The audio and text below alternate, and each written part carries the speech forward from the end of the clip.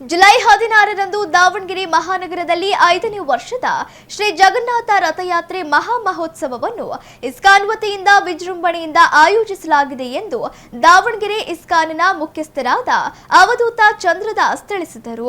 ಸುದ್ದಿಗೋಷ್ಠಿಯಲ್ಲಿ ಮಾತನಾಡಿದ ಅವರು, ಅಂದು ಬೆಳಿಗ್ಗೆ 7 ಗಂಟೆಗೆ ಶ್ರೀ ನರಸಿಂಹ ಯಜ್ಞ ನಡೆಯಲಿದ್ದು ಮಧ್ಯಾಹ್ನ 2 ಗಂಟೆಗೆ ಮಂಡಿಪೇಟೆಯ ಕೋದಂಡರಾಮ ದೇವಸ್ಥಾನದಿಂದ ಶ್ರೀ ಜಗನ್ನಾಥ ರಥಯಾತ್ರೆಗೆ ಮಾಜಿ ಸಚಿವ ಎಸ್ ಮಲ್ಲಿಕಾರ್ಜುನ್, ಸಂಸದೆ ಡಾಕ್ಟರ್ ಪ್ರಭಾ ಮಲ್ಲಿಕಾರ್ಜುನ್ ಹಾಗೂ ಶಾಸಕ ಸಮರ್ಥ ಶಾಮನೂರು ಚಾಲನೆ ನೀಡಲಿದ್ದಾರೆ ಎಂದರು. ರಥಯಾತ್ರೆಯು ಕೋದಂಡರಾಮ ದೇವಸ್ಥಾನದಿಂದ ಆರಂಭವಾಗಿ ಚಾಮರಾಜಪೇಟೆ ರಸ್ತೆ, ಹಾಸಬಾವಿ ವೃತ್ತ, ಚೌಕಿಪೇಟೆ, ಹೊಂಡದ ವೃತ್ತ, ಜಯದೇವ ವೃತ್ತ ಹಾಗೂ ವಿದ್ಯಾರ್ಥಿ ಭವನ ಮಾರ್ಗವಾಗಿ ಗುಂಡಿ ವೃತ್ತ ತಲುಪಲಿದ್ದು, ಯಾತ್ರೆಯುದ್ದಕ್ಕೂ ಭಕ್ತರಿಗಾಗಿ ಸುಮಾರು 10 ಕಡೆ ಪ್ರಸಾದ ವಿತರಣೆಯ ವ್ಯವಸ್ಥೆ ಮಾಡಲಾಗಿದೆ. ಸಂಜೆ 5:30ಕ್ಕೆ ಗುಂಡಿ ಮಹದೇವಪ್ಪ ಕಲ್ಯಾಣ ಮಂಟಪದಲ್ಲಿ ಧಾರ್ಮಿಕ ಹಾಗೂ ಸಾಂಸ್ಕೃತಿಕ ವೇದಿಕೆ ಕಾರ್ಯಕ್ರಮ ನಡೆಯಲಿದ್ದು ಭಕ್ತರು ಅವಧೂತರ ಆಶೀರ್ವಚನ ಪಡೆಯಬಹುದಾಗಿದೆ ಎಂದರು. ಸುದ್ದಿಗೋಷ್ಠಿಯಲ್ಲಿ ಧ್ರುವ ಮಹಾರಾಜ್ ಪ್ರಭು, ಚಂದ್ರಮೌಳಿ ದಾಸ್, ಗೌರ ಹರಿದಾಸ್, ಶ್ರೀಕಾಂತ್ ಹಾಗೂ ಸತ್ಯನಾರಾಯಣ ಮೂರ್ತಿ ಇದ್ದರು. 2022ರಲ್ಲಿ ಪ್ರಥಮ ಬಾರಿಗೆ ಶ್ರೀ ಜಗನ್ನಾಥ ರಥಯಾತ್ರೆಯನ್ನು ಪ್ರಾರಂಭ ಮಾಡಿದ್ವಿ. ಈಗ 4 ವರ್ಷ ತುಂಬ ಚೆನ್ನಾಗಿ ಅದ್ಧೂರಿಯಾಗಿ ರಥಯಾತ್ರೆ ನಡೆದು ಬಂದಿದೆ. ಇದು 5ನೇ ಬಾರಿಗೆ. ಇನ್ನೂ ಅತ್ಯುತ್ತಮವಾಗಿ ನಾವು ಇದನ್ನು ಸಂಘಟನೆಯನ್ನು ಮಾಡಬೇಕು.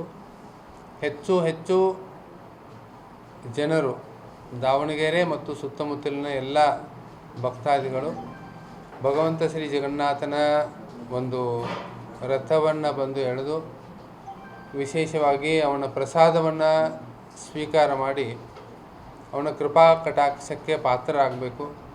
ಅದಕ್ಕೋಸ್ಕರ ತಮ್ಮೆಲ್ಲರ ಒಂದು ಸಹಕಾರ ಅತ್ಯಗತ್ಯ. ತಾವು ಹೆಚ್ಚು ಸುದ್ದಿ ಪ್ರಸಾರವನ್ನು ಮಾಡಿ ಎಲ್ಲ ಜನರು ಗುರುವಾರ 16ನೇ ತಾರೀಕು, ಇದೇ ಗುರುವಾರ 14ನೇ ತಾರೀಕು ಬೆಳಗ್ಗೆ ಕೋದಂಡರಾಮ ದೇವಸ್ಥಾನದಲ್ಲಿ 7 ಗಂಟೆಯಿಂದ ಶ್ರೀ ನರಸಿಂಹ ಹೋಮ ಇರುತ್ತೆ. ಆಮೇಲೆ ಮಧ್ಯಾಹ್ನ 1:00ವರೆಗೆ ಸರಿಯಾಗಿ ಆರತಿ ಆಗುತ್ತೆ. ಭಗವಂತನ ಮಹಾಮಂಗಳಾರತಿ ಆಗಿ 2 ಗಂಟೆಗೆ ರಥೋತ್ಸವದ ಉದ್ಘಾಟನೆ ಆಗುತ್ತೆ.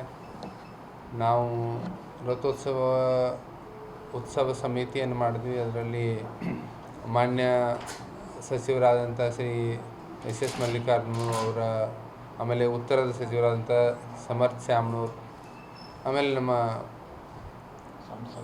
ಸಂಸದರಾದಂಥ ಶ್ರೀಮತಿ ಪ್ರಭಾ ಮಲ್ಲಿಕಾರ್ಜುನ್ ಮೇಡಮ್ ಅವರು, ಅವರು ರಥೋತ್ಸವ ಉದ್ಘಾಟನೆ ಮಾಡಲಿಕ್ಕೆ ಬರೋರಿದ್ದಾರೆ.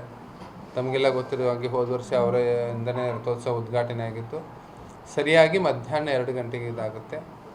ಆಮೇಲೆ ಈ ರಥೋತ್ಸವ ನಡೆಯುವ ಸಂಪೂರ್ಣ ಮಾರ್ಗದುದ್ದಕ್ಕೂ 10 ವೃತ್ತಗಳಲ್ಲಿ ಪ್ರಸಾದ ವಿತರಣೆ ಆಗುತ್ತೆ.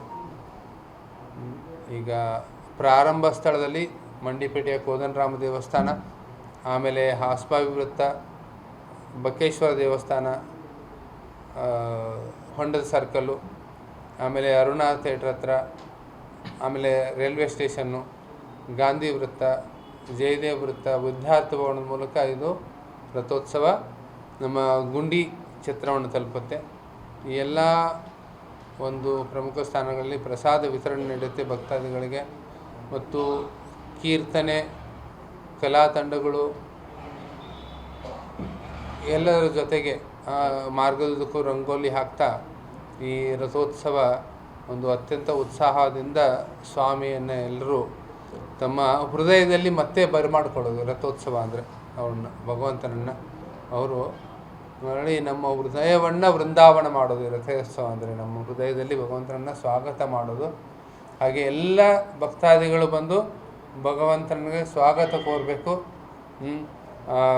ಯಾವ ರೀತಿ ನಮ್ಮ ವೈದಿಕ ಸಂಪ್ರದಾಯದಂತೆ, ಭಾರತೀಯ ಸಂಪ್ರದಾಯದಂತೆ ನೀರು ಹಾಕಿ ಆರತಿಯನ್ನು ಕೊಟ್ಟು ಭಗವಂತನಿಗೆ ಹಾರ, ಹಣ್ಣುಗಳನ್ನು, ನೈವೇದ್ಯಗಳನ್ನು ಅರ್ಪಣೆಯನ್ನು ಮಾಡಿ ಎಲ್ಲರೂ ಸ್ವಾಗತ ಕೋರಬೇಕು. ಎಲ್ಲ ದಾವಣಗೆರೆಯ ಸದ್ಭಕ್ತರು ಪ್ರತಿ ವರ್ಷ ಮಾಡ್ತಾಯಿದ್ದಾರೆ. ಈ ವರ್ಷ ಇನ್ನೂ ಹೆಚ್ಚಿನ ಸಂಖ್ಯೆಯಲ್ಲಿ ಬಂದು ಭಗವಂತನ ಕೃಪೆಗೆ ಪಾತ್ರರಾಗಬೇಕು.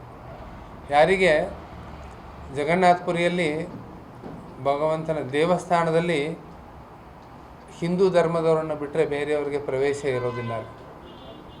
ಅದಕ್ಕೋಸ್ಕರ ಈ ರಥಯಾತ್ರೆಯ ಸಮಯದಲ್ಲಿ ಎಲ್ಲರೂ ಬಂದು ಭಗವಂತನ ದರ್ಶನ ಮಾಡ್ಬೋದು. ಭಗವಂತ ಎಲ್ಲರಿಗೂ ಅವನು ತನ್ನ ಕೃಪಾ ಕಟಾಕ್ಷವನ್ನು ಬೀರ್ಲಿಕ್ಕೆ ಬರ್ತಾನೆ. ಯಾರು ದೇವಸ್ಥಾನದಲ್ಲಿ ಬರೋದಿಲ್ಲ ಅಂಥ ಭಕ್ತರಿಗೂ ಕೂಡ ಅವನು ದರ್ಶನ ಕೊಡ್ಲಿಕ್ಕೆ ಬರ್ತಾನೆ. ಒಂದು ಸಣ್ಣ ಇನ್ಸಿಡೆಂಟ್ ನಾನು ಹೇಳ ಬಯಸ್ತೇನೆ.